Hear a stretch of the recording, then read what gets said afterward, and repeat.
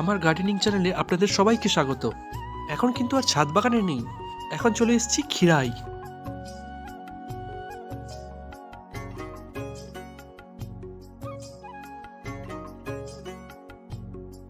সবকিছু খুব সুন্দর, তাই না? খিরাই কি আসলেই আশীর্বাদ নাকি অভিশাপ? ছবি আর রিলসের নেশায় কি আজ আমরা অমানুষ হয়ে উঠেছি? সৌন্দর্য আর যন্ত্রণা, এই দুই আজ মিলেমিশে একাকার। কিন্তু কেন বললাম এই কথা, সেটাই আজকের গল্পে তুলে ধরেছি। আর একদম দেরি না, চলো সোজা প্রথম থেকে শুরু করি। প্ল্যানিংটা মামার বাড়ি থেকে হয়েছিল, তাই কুলগাছিয়া থেকে সোজা বেরিয়ে পড়লাম খিরাইয়ের উদ্দেশ্যে। আর বাহন আমাদের ইন্ডিয়ান রেলওয়ে লোকাল ট্রেন। কত মাঠ ঘাট নদী নালা পিছনে ফেলে আমরা এগিয়ে চললাম। সত্যি বলতে গ্রামের এই ফিলিংটা আমাকে কিন্তু বরাবরের জন্য টানে। আর এই দৃশ্য দেখতে দেখতে আমি মুগ্ধ হয়ে যাই একদম। আর এরকম ভাবেই অবশেষে পৌঁছে গেলাম খিরাই স্টেশন। স্টেশন থেকে প্রথমে হাঁটা পথ, তারপর ম্যাজিক গাড়ি। পৌঁছে গেলাম সোজা কংসাবতী নদীর ধার। এটাই খিরাই। দুপাশে যত দূর দেখা যায় শুধু রঙের খেলা, মাইলের পর মাইল শুধু ফুলের চাষ। আর একজন বাগান প্রেমী হিসাবে এই দৃশ্য তো সত্যিই স্বর্গসুখ।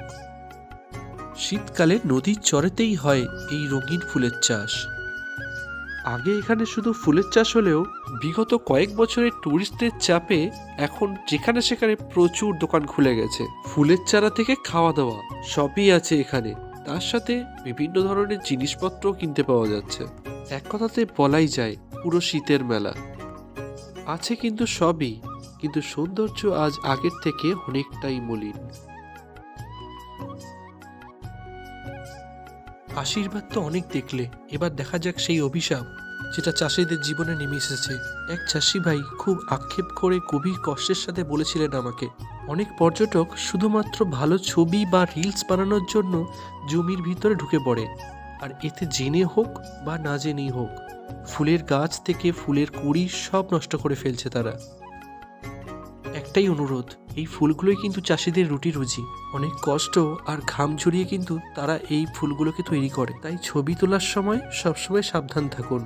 বিনা অনুমতিতে অন্য কারোর বাগানে ঢোকা আর তার বাগানের ফুল ছেঁড়া, আমাদের কি এই ন্যূনতম বোধটুকুও নেই? আমরা তো প্রকৃতিকে ভালোবাসতে এসেছি, তাকে কষ্ট দিতে নয়। তাহলে কেন এই কাজ?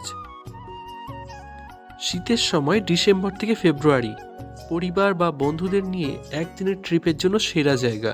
আর বাগানের ভিতরে ছবি তুলতে চাইলে খুব অল্প টাকায়ও সেই ব্যবস্থাও কিন্তু আছে ওখানে।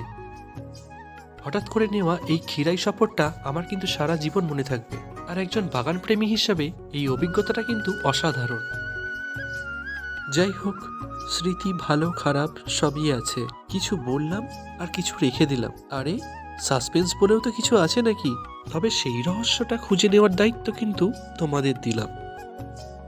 আজকের গল্পটা তোমাদের কেমন লাগলো কমেন্ট করে জানাতে ভুলো না যেন। আর চ্যানেলটাকে অবশ্যই সাবস্ক্রাইব করে বেল আইকনটা অন করে দিও।